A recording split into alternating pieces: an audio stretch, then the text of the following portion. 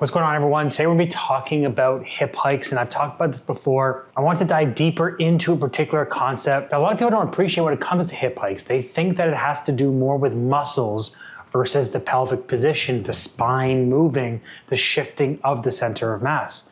And so what we're going to be doing is we're going to be talking about why a hip hike actually happens, what it represents, and then we're going to talk about some strategies in order to overcome it. So let's talk about what the lateral pelvic tilt is in the first place. Let's just pretend I've got a right hip hike. If you can't see me, I got the video posted on YouTube just so you can visually see this, but picture that you have somebody who has a right hip hike. So when that happens, you're also going to have the left hip that drops. So the reason why this happens is for numerous reasons, but a few have to do with the inability to flex and internally rotate the hip. We have a shifting of our base of support towards that right side. So think of my pelvis is going towards the outside edge of the foot. So now everything starts to roll out to the right.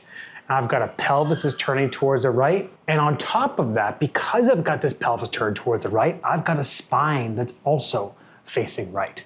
So if you were to picture somebody has their left foot on the ground and they march their right leg up, you start to see this hip hike on that right side as they march up. This would be very similar to that. And so where people go wrong with this is they think that this has to do with muscle tightness. Now, muscle tightness is a reaction to this, but it's not the cause. The cause is some of the things I discussed before. Now, there also is rib cage stuff to keep in mind, but just for this episode, we'll talk about the pelvis itself. If you want to dive deeper into the entire understanding of hip hikes, then go check out my Evolved Biomechanics mentorship, break down the compensations, and also look at the upper body and how that may impact things. So in this scenario that we're talking about with the left leg down, right leg is marched up, we have a spine that is turning towards the right. That is going to cause that hip to hike up a little bit. That left hip is also going to drop. When this happens, we're going to have a lot of tension or compression going through the lower part of the left hip. So just picture that as I step up, my pelvis is going to face more towards that right side. This left femur is going to start to externally rotate more. And then that's going to cause this hip to hike up even more because, again, if that pelvis is turning even more to the right, then I've got to do something to make sure I don't fall over. And that is usually going to be hiking up that right hip. So this left hip drops. I've got a pelvis now facing towards the right, and I've got a lot of tension going through that lower left side.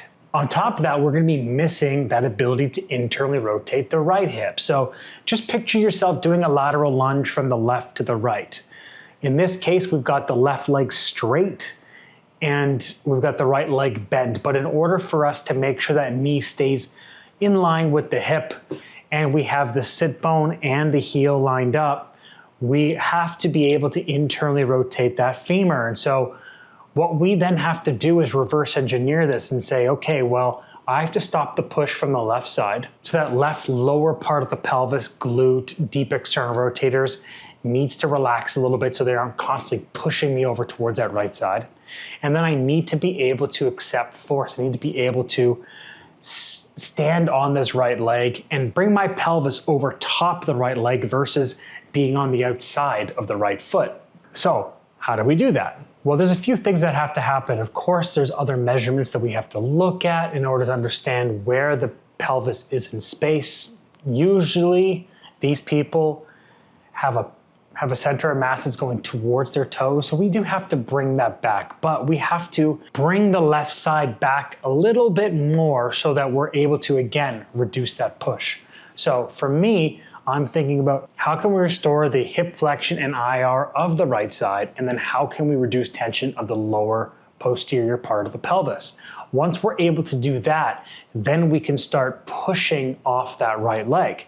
Because if I don't have the ability to go on the inside part of my foot, in order for me to turn towards the left or do a lateral lunge from the right to the left, all I'm going to do is just dump my pelvis forward. I'm going to arch my lower back and I'm going to compress the posterior part of the pelvis in order to do that, which again, I don't want. I want to be able to move through hip extension through the pelvis versus above the pelvis or hyperextending the knee, being below the pelvis. So first, we start to restore hip flexion IR of that right side. We start to restore the posterior part of the pelvis on the left side. Then we move towards driving hip extension on this right side while keeping the pelvis open. This is very important. We need to keep the rib cage back and the pelvis open so we don't just dump everything forward. And then once we do that, then we need to be able to make sure this left side can accept that force. So can we open up the whole posterior part of that left side while also getting that left foot to be able to pronate? So a hip hike has to do with base support, rotation of the pelvis, rotation of the rib cage, rotation of the spine, and the different areas of the pelvis that may or may not be compressed. And once we understand that, then we can start to reduce where that pushing is happening from and start to create exercises that are able to alleviate that. So I hope this makes sense. I hope this helped, gave you some clarity on what hip hike is, or just started to think about things in a different way. And if this did help you, don't forget to share to somebody. Our growth is entirely dependent on you sharing. So if you would share, that'd be greatly appreciated. And thank you so much for listening. I'll see you next time.